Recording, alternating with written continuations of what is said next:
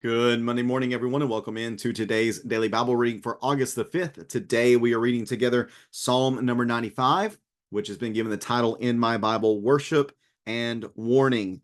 This is a psalm that I would categorize as being able to fit in a number of different boxes. It is a psalm of praise. It is a psalm of kingship. It's a psalm of wisdom. Uh, there's a lot going on here that is very powerful in nature, so powerful, in fact, that this is a text that is quoted on a number of occasions in the letter to the Hebrews in chapter 3 and chapter 4. It quotes from this text multiple times, and it gives attribution there to David. And the Septuagint version of the Old Testament also attributes this text to David. Now, some would argue that the attribution to David in Hebrews is doing nothing more than identifying it with the Psalter, which I can understand the reasoning behind that. But be that as it may, whether this does belong to David, was written specifically by him, or whether it's just attributed to him as a psalm, there's a lot going on here, again, that is very good and powerful and useful in nature, even for us as we consider the content of this psalm. So let me get that text up on the screen, and we'll read along together here in Psalm number 95. Psalm number 95.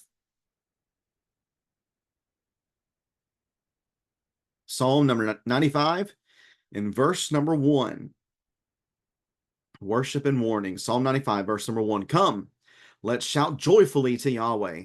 Shout triumphantly to the rock of our salvation. Let's enter his presence with thanksgiving. Let's shout triumphantly to him in song. For Yahweh is a great God, a great king above all gods. The depths of the earth are in his hands, and the mountain peaks are his. The sea is his. He made it. His hands formed the dry ground. Come, let's bow down. Come, let's worship and bow down. Let's kneel before Yahweh, our Maker, for he is our God, and we are the people of his pasture, the sheep under his care. Today, if you hear his voice, do not harden your hearts, as at Meribah, as on that day at Massah in the wilderness, where your ancestors tested me. They tried me, though they had seen what I did. For 40 years I was disgusted with that generation. I said, they are a people whose hearts go astray. They do not know my ways. So I swore in my anger, they will not enter my rest. Psalm number 95. Again, there are elements of praise here, elements of kingship, elements of wisdom, and even as the title in my Bible says, there's elements of warning here as well. The first section, verses 1 and 2, begin with a response of worship to Yahweh. We are told, or the language here is to let us do 4 things. Number 1, shout joyfully. Number 2, shout triumphantly. Number 3, enter his presence. And number 4, once again, shout triumphantly. This is all done in recognition of Yahweh's identity and of his character. Number 1, shout joyfully to Yahweh. Why him? Well, he is, as is going to be mentioned later on, he is the great God. He is their covenant God. Number 2, shout triumphantly to the rock of our salvation. Why are they able to be a people who can shout triumphantly? Why is that specifically mentioned? Why can they be people who triumph? Well, it is because of Yahweh and his power and his ability to stabilize them as a people so that they might be triumphant. Whenever they enter his presence, how are they to do that? Well, they are to do that with thanksgiving. And then lastly, again, shout triumphantly to him in song. Song worship is powerful. Song worship matters. And I hope we keep that in mind as we sing together on a regular basis in our assemblies. I hope you keep that in mind as you might sing on your own and by yourself as you're driving in the car, or as you're doing something around the house, as you sing praises to God, or as you're doing it as a family. I hope we recognize the power that is found within song worship. This praise, this triumphant shouting, in doing so, there is an essence of being in his presence. And again, it is powerful. It matters.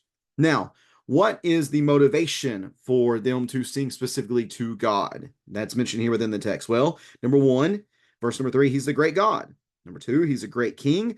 And it says specifically he is above all gods. And that's something that's mentioned in the next psalm as well, Psalm 96 and verse number 4. He is feared above all gods. Of all the supernatural spiritual beings, there is only one who has the characteristics of Yahweh, and that is Yahweh himself, being from everlasting to everlasting. As we've seen recently, the only one truly the only one truly worthy of worship and praise, again, is Yahweh. Before all things were, he was. He is. And that is an important principle of Scripture, the I am nature of God, that he alone is the one who is eternal. Great God, great King above all gods. And because he alone is the one who is eternal, everything that has been created that exists, he is the source of it. From the depths of the earth, the lowest portions of the ocean, to the mountain peaks, the highest peak of Everest, from the bottom to the top, and everywhere in between. The sea is his. He made it. The dry land is his.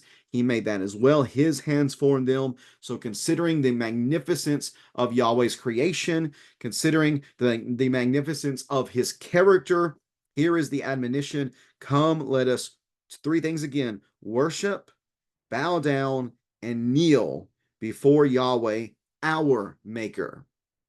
So as those who are also a part of his creation, as those who are also a product of his powerful creative power, that was very redundant, of his magnificent creative power, it is our responsibility and the proper response to come to him in humility, to literally lower ourselves in order to exalt and lift him up, and to recognize that exalted position that he not only occupies, but the reality that we recognize his ability and worthiness to occupy that exalted position. But then think about this, verse 7.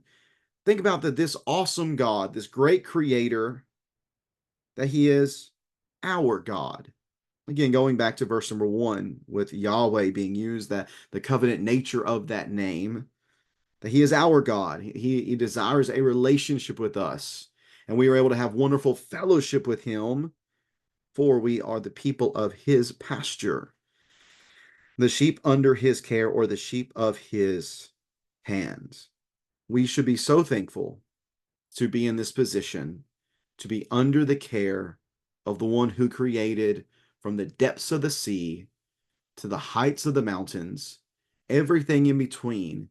He desires a relationship with us, and he cares for us, and he provides for us in so many different ways. Recognize this. Recognize the truths of these things. Number one, recognize the need to sing to him and to praise him. Recognize his characteristics and power that make him worthy of this praise and worship. So go and do that. Then humble yourself before him and recognize how good he is in desiring a relationship with us. So recognize this in verses 1 through 7, and then don't make the same mistakes as the people in the past. Whoever the author of this psalm is, whether that be David or not, he seems to be wanting to set what is necessary for the worshiper, and to use it not just as a means of, this is what you need to do because it's the right thing to do, but you need to do this so that you don't do these other things, so that you don't make the same mistakes of the people in the past. Remember what he's emphasized here. He's emphasized here Yahweh's power, and he's recognized Yahweh's provision. So do not, verse 8, today, if you hear his voice, do not harden your hearts as at Meribah, as on the day of Massah in the wilderness. Exodus 17 and Numbers 20 seem to be in view here. And in some translations, they translate this very literally. Do not do this as at either contention or controversy or rebellion, or as on the day of Massah, which translates test. And in fact, the next line, where your fathers tested me, that word tested there is a noun form of Massah. So there's a play on words here. Where your fathers tested me, they tried me. Again, contention and controversy, though they had seen what I did. Notice the failure here. This was not a failure of ignorance. It was not as if the children of Israel had no idea that God was so powerful. They had no idea that God was able to provide for them. It's not like they didn't know that. They did know that. And they knew that because they had just seen, well, they had just seen his power in the Exodus. And yet they forgot. They failed to not just recognize who God was, but give him what was due him based upon who he was and is. So for 40 years, then, Yahweh says, I was disgusted with that generation. Why would God be disgusted with the generation? Again, because they were a people whose hearts go astray. They do not know my ways. They do not trust Yahweh. They do not believe Yahweh. They did not follow Yahweh's instructions. So he swore in his anger, then they will not enter my rest. They were not able to enter the promised land. That generation that came out of Egypt was not able to enter into the promised land. Why?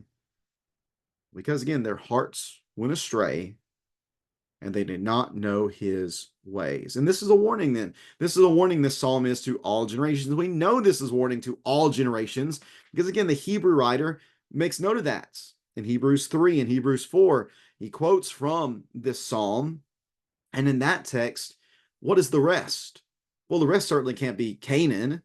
And you think about it from the standpoint of the author, if this author is David, well, it still can't be Canaan at that point. So what good would this text do if the goal was Canaan still? Well, they were already in Canaan, they were already in the promised land. And same thing for the Hebrew writer. It's not the promised land that is in view here, but instead it is, in fact, a greater rest. And that greater rest is Jesus. So this warning stands for us then today as we read this psalm and meditate upon it to recognize Yahweh's, the responsibility we have to worship Yahweh. And we need to do that because of who he is, his power as signified in creation. The response then again is to bow down and humble ourselves before his greatness and be thankful for his care for us, and to not make the mistakes of these past generations, because that generation, those same mistakes can be made today. And in fact, that generation is used a number of times within the New Testament as a warning. Think about 1 Corinthians chapter 10 as well. So as we meditate upon this psalm, then we meditate upon God's power and his provision and our proper response to it in worship. Let us also remember the warning to not be like those in the wilderness who forgot God's power, who forgot his ability to provide, and failed miserably because of it, and we're not able to experience his rest. May we remember his power. May we remember his provision so that we might live in the rest of Jesus today, but then long term and eternally live in his perfect rest as well. If you have any questions or comments about Psalm 95, please feel free to leave that in the comment section below. And I appreciate you taking some time reading along with me today. We'll be back at it again on Wednesday, reading together from Psalm 96, King of the Earth is the title in my Bible. Very much looking forward to reading that with you then. Take care and God bless.